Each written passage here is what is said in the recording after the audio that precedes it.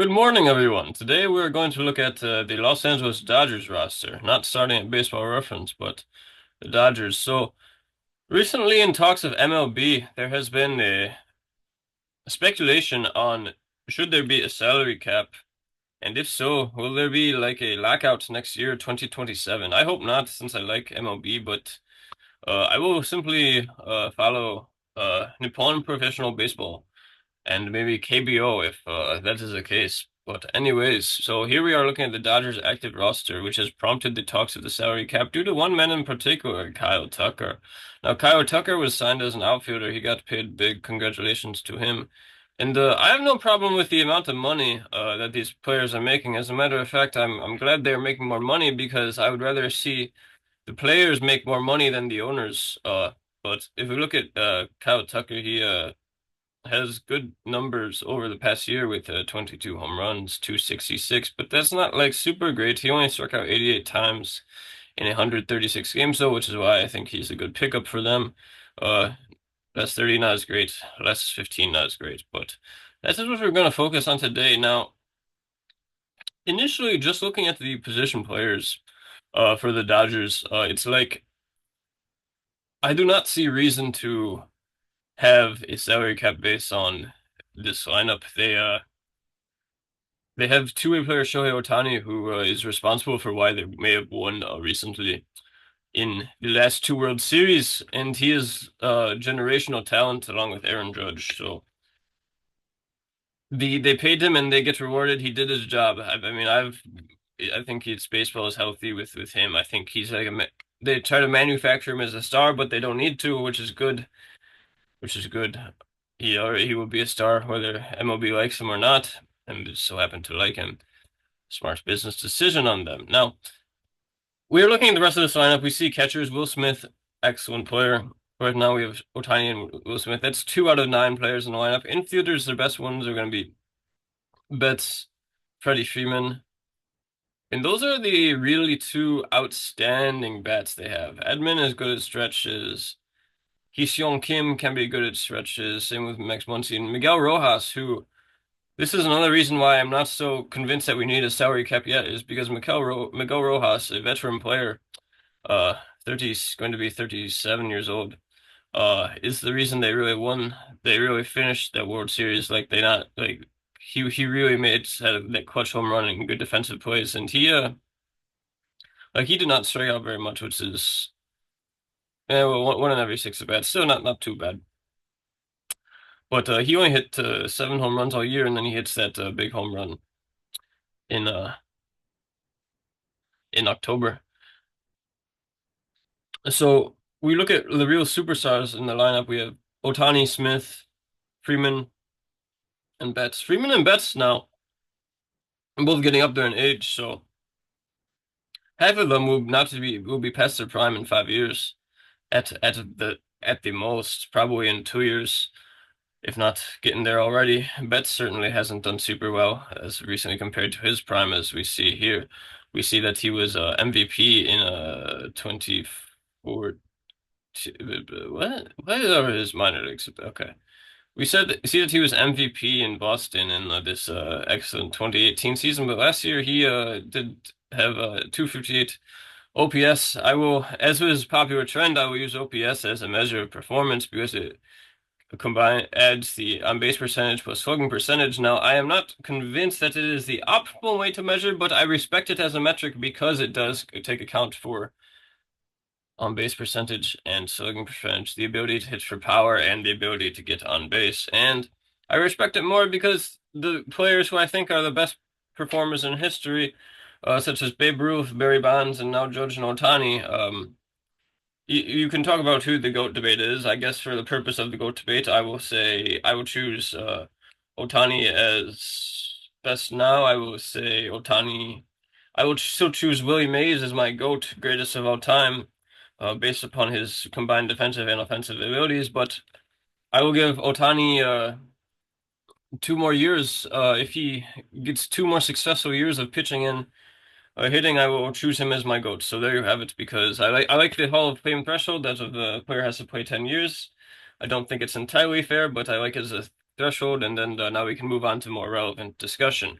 Okay, so where were we? We were talking about like GOAT debate, and we were talking about OPS. So we will use OPS as a metric. So right now we have four star players: Ohtani, Will Smith, Freddie Freeman, and Mookie Betts. Now we still have five spots left in the lineup, and then we have Kyle Tucker as a star player, number five, and then I will put in Andy Pajes for the sake of having another player because say maybe you are a Dodgers fan and you are of the opinion that Hee-seong Kim is going to be that star player next year, or maybe you agree with me that Pajes is that guy, or maybe Teoscar is that star guy. So that we say we have like six all-star players in the lineup. That's very good, but only one of them is like superstar status, and the other two stars are like the other two biggest stars, Betts and Freeman. Oh, but now there's Tucker. Okay. So maybe you bring up a good point. You don't want Tucker in it. Now, personally, I like that all these players are on this team because then I can see all these top players play with only having to watch one game. So I like the idea of having less teams, but in the MLB, but I also don't. So that's why I think the salary cap is no need. I think you have always have some bottom feeder teams, which is sad, but I think the draft is an interesting way to mitigate this. I'm not sure. Maybe it's not the best way. Maybe there should be maybe you should be able to sign with whoever you want, but uh we shall see. It already works like that in international agency, so why not in America? As my opinion, why give preferential treatment to individuals from a certain nation in this free market? But you know how baseball is, very prejudiced towards certain procedures. But that's not the point because many we are looking at players not who are not prospects who are established players and being signed. So after that offensive lineup, it's like I don't. It's nice, but I will compare that lineup to the New York Yankees. Yes, let's go here to let's go to Yankees roster. Okay, 40 man roster. They have their player Judge. I match him up with Ohtani, and then they have a catcher who Austin was okay, but they have Jazz, who was a good hitter. He had an excellent home run in the postseason, had good numbers last year, 40-40 numbers over the past 162 games with the Yankees. And so, like, you could, in theory, yeah, yeah, compare him to Betts in terms of star power, and then as for Freeman, well, maybe they have that on the Yankees. But if you look at their lineup, they still have Trent Grisham, who did excellent, who performed excellent. Stanton, who has performed excellent. Wow, Trent Grisham, oh, he had 9 home runs in his past 30 games, despite his low average. So I think he still did well, 34 home runs. So, but you compare that, and it's like, not too much difference in terms of the lineup because of the Judge and Ohtani and canceling each other out. And you have Jazz, Ben Rice, who has performed well, and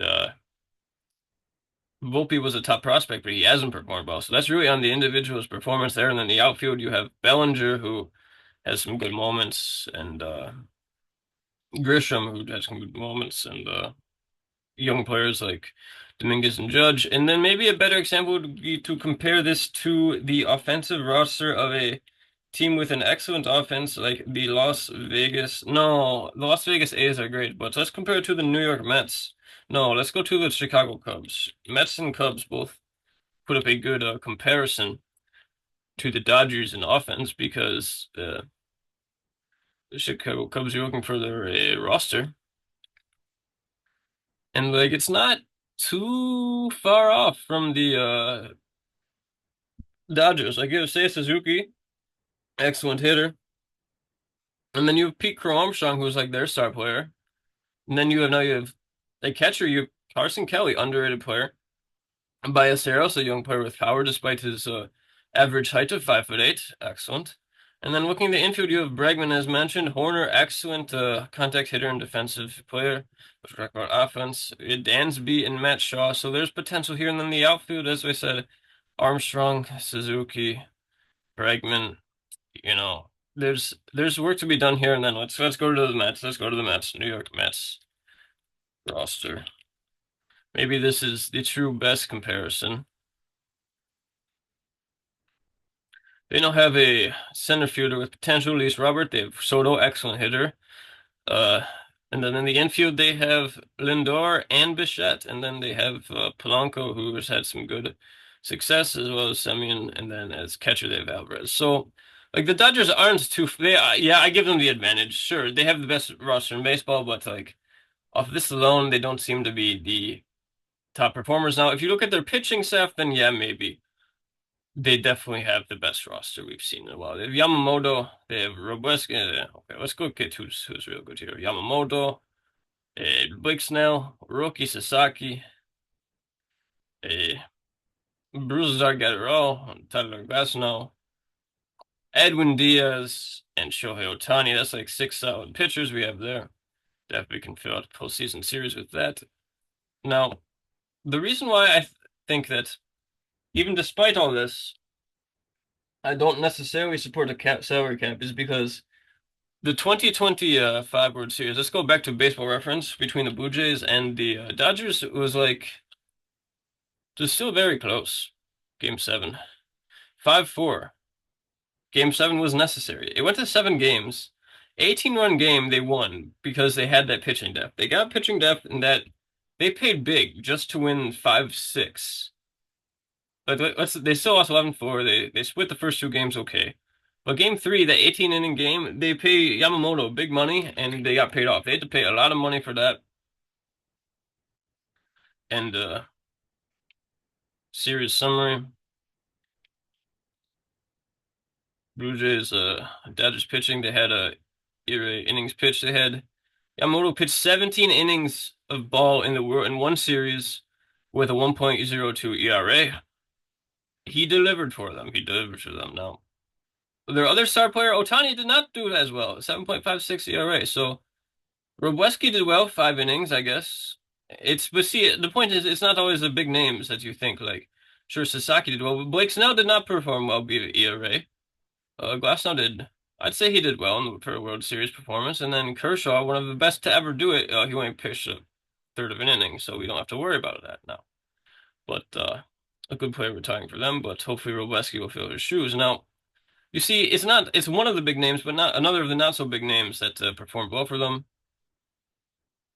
And the Blue Jays have a solid lineup as well. So the Blue Jays were able to handle that pitching with a lineup that is like does not pop out at you. Because Barger, not a big name, he's homegrown prospect, 480. OPS 1.216. A good series from him despite his base running blunder. Despite one base running blunder, he had this OPS 12 hits in that series. That's excellent. That's good. George Springer, he's like their version of Freddie Freeman, an older player who's can still hit well.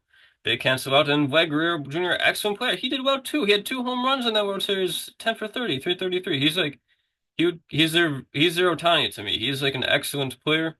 Who look 333. I mean, Ohtani sure had another home run, and that's probably the difference between the World Series. But they paid a lot of money, and he can still compete with Vlad. Vlad can still hit those many home runs this year. Just you watch. And then they had Bo Bichette who got traded. So Ernie Clement, another like low on the radar player, and who delivered big for them. So a team like this was able to take them to 7 games. And so they improved over the offseason since they realized that. They're like, we want to win again. And they've provided us with excellent baseball. This is not like the NFL where it's like, oh, 1 game, hey, the Chiefs won 3 times. And it's like no one likes Mahomes. Everyone likes Ohtani because this is legitimate stardom. This is legitimate performance we are seeing in the MLB compared to the NFL, which is like, is it Mahomes? Is it like Andy Reid, the coach, who's so great? Is it like, in my opinion, it is due to the zoology zebra interests, which if you know, you know. So I won't say of what exactly that is, so I don't get canceled by the Roger Goodell. Yeah. But here's another point. We give this every ERA leaders, and that's where my main point of going here is. So the Dodgers pay all this money for these performers who are like great, but we look at maybe not entire last year. Let's go to the last 30 days. Performers in September. 2025 year to date. Let's select a split. Let's go post All-Star when it matters the most since it's like who's hot at the end. Let's look by OPS. These Dodgers, a great lineup. All right. One Dodger, top page, 25 performers by OPS in. Let us look for how many of these excellent, oh, so great Dodgers players they have. They have one, Freddie Freeman. They have two, Ohtani. Do we see Kyle Tucker here? Their new pickup, their new oh so great pickup. No, he's not even here. He's not even here. So they have two of these top players. Jorge Polanco, Cal Raleigh, Seattle. Another team with two of these top players. Look, Otani's near the top, but George Springer, Toronto did better, so you never know. Like, you guys like Yandy Diaz are up here. Bryce Turang, like Seattle. Okay, Seattle has three players, so are they the dynasty? I don't know, but I know what you're saying. It's a pitching. So let's go to pitching. Let's go to whip walks, put hits per inning pitch. This is like a good metric of how dominant the pitchers are.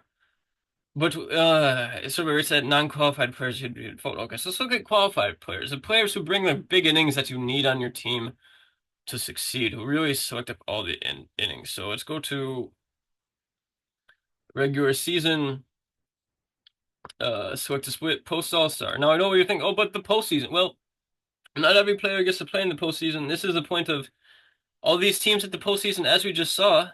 Like Kevin Gausman on Toronto. Toronto has some good performers as well. Now, each of these were ALC or Championship Series teams. The top three were each on one of those Championship Series teams. So, but you look at these of a whip, walk plus hits per inning pitched.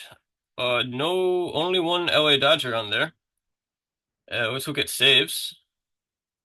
Okay, Edwin Diaz, their big signing. He only had 1.59 ERA, but there's other guys like Atlanta Braves, Raisel Iglesias. That's a good team.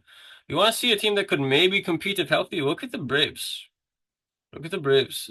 Again, the Dodgers, you took a saves. Let's add saves plus strikeout performance. So top players in saving situations, there's only one Dodger, Diaz. And ERA, another good metric. You look at this, you see Yamamoto, that's nice.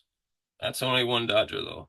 You look at innings pitched, guys who can really say in pitch delivered innings, zero Dodgers. So that's why they have to sign all these players, because they need to cover those innings, which is their way of being competitive. And they're paying for it. They're paying a lot of money. And look at strikeouts, one and two. Okay, Shehan. Oh, good. Oh, he might be a good player to look out for there for that. So one, two, and Yamamoto. Three players, one of which is not your big name guy. Look at other teams. Philadelphia has two of the top three, and they couldn't beat the Dodgers. So that's like on their performance. Dodgers beat Philadelphia. Teams like Philadelphia do their veteran performance. Philadelphia, I'm sorry, but you have a good lineup, but you just could not win. Like, look at that. They had the resource. Another one. They had the resources in terms of guys who could strike guys out, get the whip. Like, oh, poor Andre Pallante. Yamamoto, yeah. So only one. He was like the real MVP that series. Him and like Miguel Rojas. So that is my point. Thank you all for watching. My point is I do not think we need the salary cap in the MLB because I think that the talent is still far divided, and I also think that this is why MLB originally did not have as many teams. So I may be wrong though. Maybe we will see a salary cap. Maybe we will see a salary cap and the game will be so much more exciting. And maybe you are like a San Francisco Giants fan, or you're like me, you're a Yankees fan, except for unlike me, you have more righteous distaste for the Dodgers, and you would like to see this salary cap, and then maybe it will be all coming up roses. But either way, I still respect the players in the game. So thank you for watching. If you've made it this far, thank you. I'm surprised, honestly, but I shouldn't be. I should expect to succeed. That's an important lesson. Expect to succeed. Do not be afraid of success. I have to learn that lesson myself.